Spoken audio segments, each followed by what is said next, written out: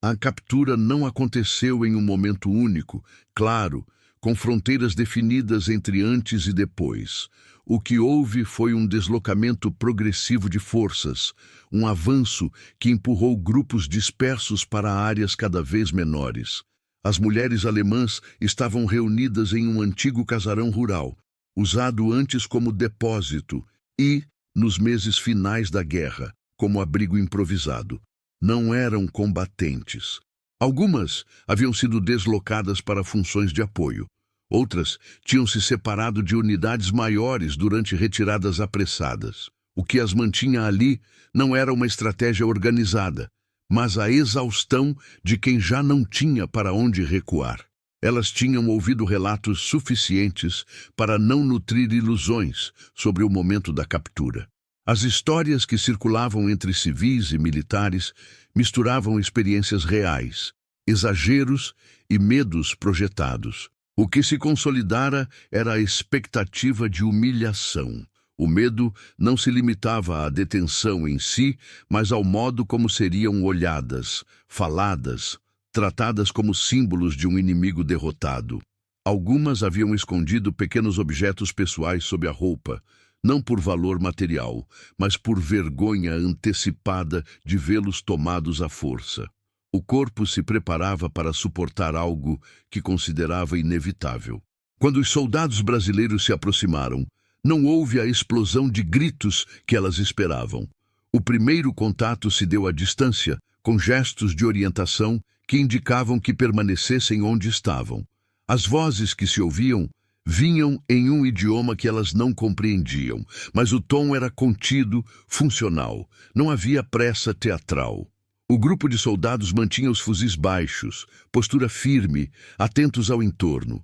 O silêncio que se instalou naquele pátio foi mais perturbador do que qualquer comando agressivo. Para elas, o silêncio era o espaço onde o pior costumava se materializar. Um oficial se aproximou com passos medidos. Falou algo em português em tom baixo, sem elevar a voz. As mulheres não entenderam as palavras, mas reconheceram a ausência de ameaça explícita naquele momento inicial. Uma delas recuou um passo por reflexo. Outra apertou os braços contra o próprio corpo, como se pudesse se tornar menor. Nenhuma foi empurrada por isso. Os soldados mantiveram distância, como se o espaço entre os corpos fosse uma linha que não pretendiam cruzar sem necessidade. A orientação para que se sentassem veio por gestos simples, não houve empurrões, não houve retirada brusca de pertences. Um recipiente com água foi colocado no chão, a alguns passos de distância. O gesto não veio acompanhado de palavras que exigissem algo em troca. O recipiente ficou ali, como uma oferta silenciosa que demorou a ser aceita. A primeira a se inclinar para beber o fez com cautela, esperando que o ato desencadeasse alguma reação. Nada aconteceu. O copo passou de mão em mão. Ninguém interferiu. A expectativa de humilhação sofreu ali a primeira fissura concreta. O ambiente era frio, e o vento atravessava o pátio com facilidade. Uma das mulheres tremia visivelmente. Um soldado retirou um cobertor fino da mochila e o deixou no chão, a uma distância que não invadia o espaço delas. Não tentou colocá-lo sobre ninguém. O gesto foi feito de modo que a decisão de usar o cobertor partisse delas. Esse detalhe, quase burocrático, produziu um impacto profundo. Não era gentileza no sentido sentimental, era contenção.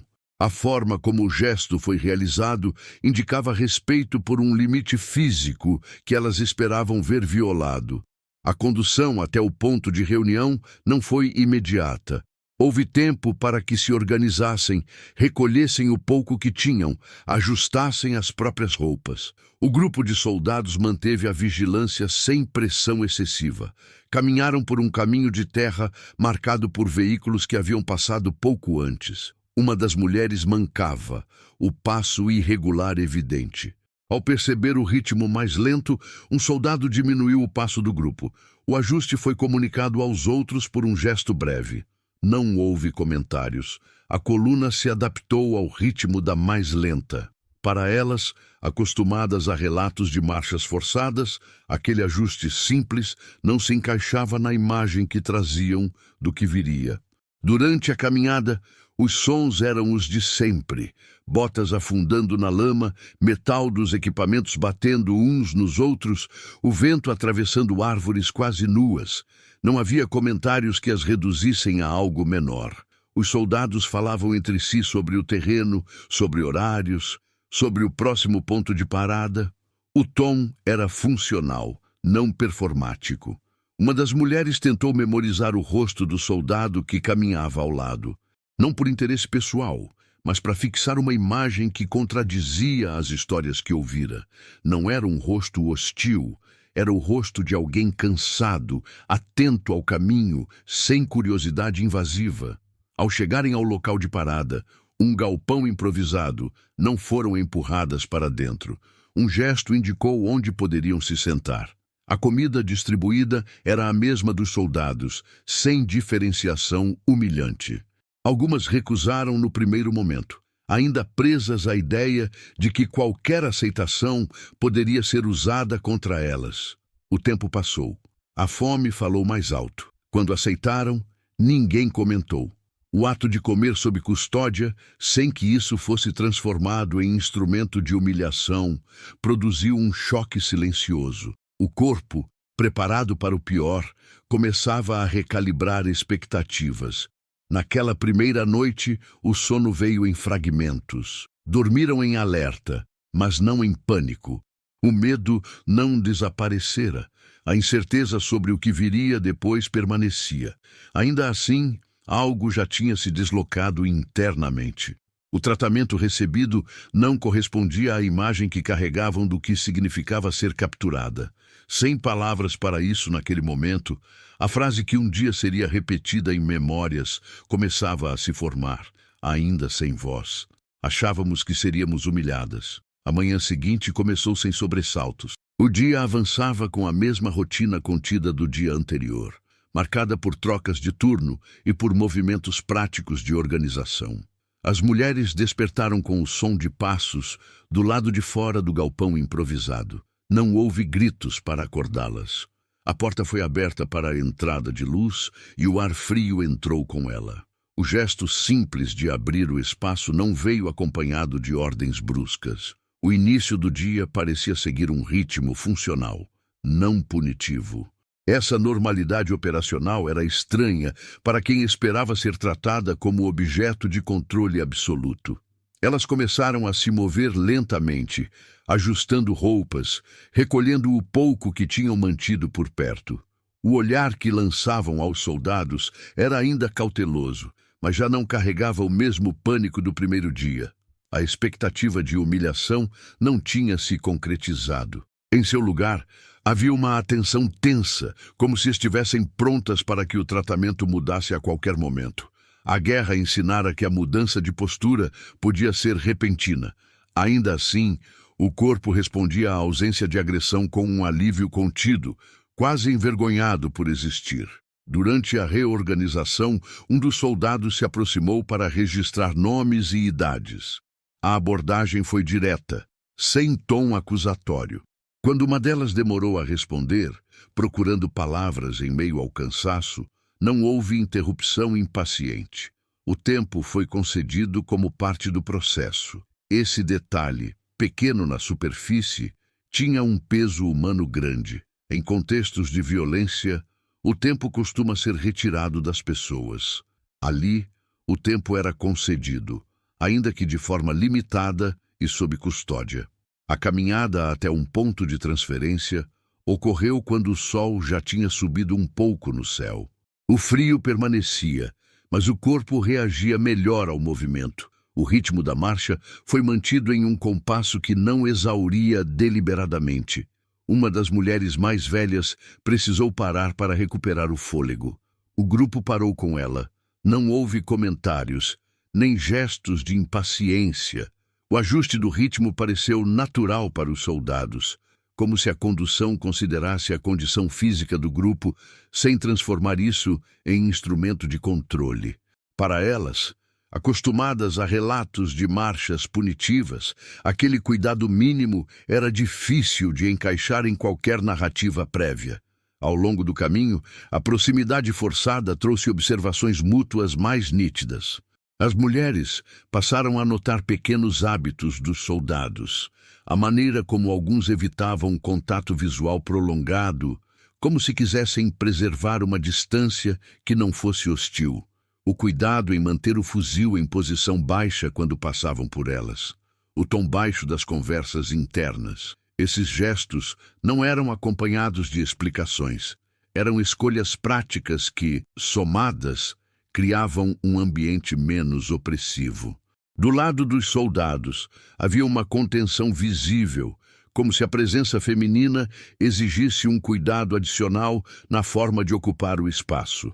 No ponto de parada seguinte, a distribuição de comida repetiu o padrão do dia anterior.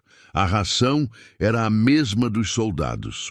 Comeram em silêncio, sentadas em um canto, observando o entorno com atenção. Algumas ainda mantinham a postura de quem espera que qualquer gesto de aceitação seja usado contra elas. O tempo passava, e nada disso acontecia. A ausência de punição para gestos básicos de sobrevivência começava a recalibrar o medo. Não se tratava de confiança plena, mas de uma redução gradual da expectativa de humilhação imediata. Em um momento breve, uma das mulheres teve dificuldade para abrir uma embalagem dura com os dedos já dormentes pelo frio. Um soldado percebeu e, sem se aproximar demais, indicou com um gesto que poderia ajudar. Ao receber um aceno de concordância, aproximou-se o suficiente para abrir a embalagem e devolvê-la. O gesto foi rápido, funcional, sem prolongar a proximidade. Ainda assim, produziu um efeito profundo. Não era o gesto em si que importava, mas a forma, sem invasão, sem superioridade visível, sem constrangimento. A expectativa de humilhação, que ainda resistia em segundo plano, sofria ali mais uma fissura. À medida que o dia avançava, a percepção de que aquele encontro tinha uma dimensão que ia além da custódia se tornava mais clara. Não se tratava de benevolência abstrata. Tratava-se de escolhas cotidianas que produziam um tratamento diferente do que haviam sido preparadas para enfrentar. A ideia de que poderiam ser tratadas com respeito, mesmo na condição de prisioneiras, introduzia um conflito interno difícil de resolver. A guerra lhes ensinara que o inimigo não reconhece humanidade no outro. A experiência direta começava a mostrar que essa regra não era absoluta. A convivência prolongada começou a revelar nuances que não apareciam nos primeiros contatos. As mulheres já não observavam apenas os gestos mais evidentes, mas a regularidade do comportamento dos soldados brasileiros. Perceberam que havia uma disciplina silenciosa na forma como se moviam ao redor delas, como se o simples fato de estarem armados impusesse um cuidado adicional com cada passo. Não circulavam em grupo fechado próximo às mulheres. Evitavam passar muito perto quando não era necessário. Mantinham as conversas em volume baixo quando estavam no mesmo espaço. Esses padrões não eram impostos por ordens visíveis. Pareciam incorporados ao modo como aquele grupo específico entendia sua presença ali. Essa postura constante produzia um efeito ambíguo. A vigilância permanecia firme. Não havia dúvida de que estavam sob custódia. Ao mesmo tempo, a ausência de humilhação tornava o ambiente menos opressivo do que esperavam. A diferença entre ser vigiada e ser desrespeitada tornava-se mais nítida a cada dia. Essa distinção não apagava o medo do que poderia acontecer em uma transferência futura para outras autoridades, mas fixava na memória uma experiência concreta que contrariava a expectativa de degradação imediata. Com o passar dos dias, a percepção de humanidade do outro lado se aprofundava em detalhes pequenos. Um soldado mais velho tinha o hábito de verificar, antes de fechar a porta do galpão à noite, se todas estavam acomodadas. Não dizia nada. Apenas lançava um olhar rápido, como quem confere um dado prático. Outro organizava os recipientes de água de modo que ficassem acessíveis sem que precisassem pedir. Esses gestos não vinham acompanhados de discursos ou de tentativas de se mostrar benevolente. Eram ações incorporadas à rotina, quase invisíveis para quem não estivesse atento a elas. Uma das mulheres começou a registrar mentalmente esses detalhes com uma atenção que a surpreendia. Não era gratidão no sentido sentimental. Era a tentativa de entender como aquela experiência se encaixava no que aprendera sobre a guerra. O contraste criava uma tensão interna difícil de resolver. Ela se via dividida entre a necessidade de manter distância emocional e a evidência concreta de que o tratamento recebido não correspondia ao que esperara. O corpo permanecia cauteloso, mas a mente começava a admitir nuances que a narrativa simplificada da guerra não contemplava. Em um dia de reorganização do espaço, houve um momento de proximidade maior. Um soldado precisou passar por um trecho estreito, onde duas das mulheres estavam sentadas. Ele parou, indicou com um gesto que precisava passar e esperou que elas se deslocassem levemente antes de seguir. O gesto era banal fora daquele contexto. Ali, produziu um impacto desproporcional. A proximidade física, tão temida, ocorreu sem invasão, sem toque, sem pressa. O simples ato de pedir espaço, mesmo por gesto, foi percebido como reconhecimento da presença delas, como pessoas que ocupavam aquele lugar por direito momentâneo. Ao mesmo tempo, começava a surgir algo que nenhuma delas esperava sentir. Um respeito recíproco que não apagava a condição de inimigas, mas a tornava menos absoluta. Não era amizade nem simpatia romântica. Era a percepção de que, apesar de estarem em lados opostos de um conflito, havia ali um limite ético sendo mantido. Esse sentimento não eliminava o medo do que viria depois, mas criava uma memória que não se encaixava nas narrativas mais duras que haviam ouvido. A guerra, percebiam, não era um bloco único de desumanização. Dentro dela, existiam brechas onde escolhas humanas ainda se manifestavam. À noite, as conversas entre as mulheres tornaram-se mais frequentes, embora ainda em tom baixo. Não falavam em confiança plena, falavam em surpresa. Falavam na estranheza de não terem sido tratadas como esperavam. A frase que começara a se formar em silêncio ganhava agora contornos mais claros nas trocas entre elas. Achávamos que seríamos humilhadas, não como elogio grandioso aos soldados, mas como constatação factual de uma expectativa que não se confirmara. A memória desse contraste começava a se fixar como algo que, sabiam, atravessaria o tempo junto com elas. A transferência ocorreu sem aviso prévio, como quase tudo naquela fase da guerra. As mulheres foram informadas ainda cedo de que seguiriam para outro ponto de custódia, agora integrado a uma estrutura maior de prisioneiros. Não houve mudança brusca no tom dos soldados brasileiros. O mesmo cuidado contido acompanhou o processo de organização da partida. Houve tempo para recolherem o pouco que tinham, para se ajeitarem como podiam, para se prepararem internamente para o deslocamento. O ritmo foi mantido em um compasso que não transformava a marcha em punição. A ordem era clara, mas a execução não buscava produzir desgaste desnecessário.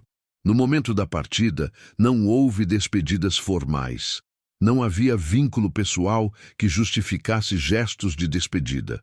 Ainda assim, os olhares se cruzaram de forma quase inevitável. Não era um olhar de gratidão explícita, nem de reconhecimento afetivo. Era a constatação silenciosa de uma experiência compartilhada que não se repetiria. Os soldados mantiveram a postura de vigilância, mas sem a rigidez que costuma marcar separações em contextos de custódia. Para as mulheres, aquele era o fim de um intervalo breve em que a expectativa de humilhação não se confirmara. O que viria depois permanecia em aberto. Durante o deslocamento, a paisagem parecia se afastar de forma estranha, como se o entorno perdesse contornos definidos. O cansaço físico se misturava à reorganização interna do que tinham vivido. Não falavam muito entre si naquele momento. O silêncio era uma forma de assimilar a mudança. A memória do tratamento recebido não pedia celebração, pedia compreensão. A guerra ensinara a desconfiar de exceções. Ainda assim, a exceção existira, e isso não podia ser ignorado sem que se perdesse algo essencial da experiência. No novo ponto de custódia, os procedimentos eram outros. O ambiente era mais impessoal, mais padronizado. A diferença em relação ao período sob custódia brasileira tornava-se perceptível, não por um único gesto, mas pela soma de pequenas mudanças no tom e na rotina. Não se tratava de afirmar que tudo ali fosse brutal. Tratava-se de reconhecer que o período anterior fora marcado por uma contenção específica que não era regra universal. Essa percepção reforçava a singularidade do que haviam vivido. O tratamento respeitoso não era garantido. Tinha sido resultado de escolhas concretas, de pessoas específicas, em um contexto específico. Anos depois, quando algumas dessas mulheres relataram a experiência em entrevistas ou em memórias familiares, o episódio retornava com nitidez. Não falavam em heroísmo, nem em redenção. Falavam em gestos mínimos. A água colocada no chão para que decidissem beber, o cobertor deixado sem imposição, o ritmo da marcha ajustado ao passo mais lento, o pedido de espaço em um corredor estreito. Esses detalhes, quando reunidos, compunham a lembrança de um primeiro encontro que contrariara expectativas. A frase que dava nome àquela memória surgia com pequenas variações, mas com o mesmo núcleo. Achávamos que seríamos humilhadas. O que permaneceu não foi uma narrativa de reconciliação entre inimigos, nem a ideia de que a guerra pudesse ser suavizada por episódios isolados. O que permaneceu foi a memória incômoda para visões simplificadas do conflito. Uma memória que lembrava que a desumanização é uma tendência poderosa da guerra, mas não uma lei absoluta. Para aquelas mulheres, essa lembrança não apagou o trauma nem as perdas, mas deixou um registro durável de que, em meio ao caos, existiram escolhas humanas que mantiveram limites éticos mínimos.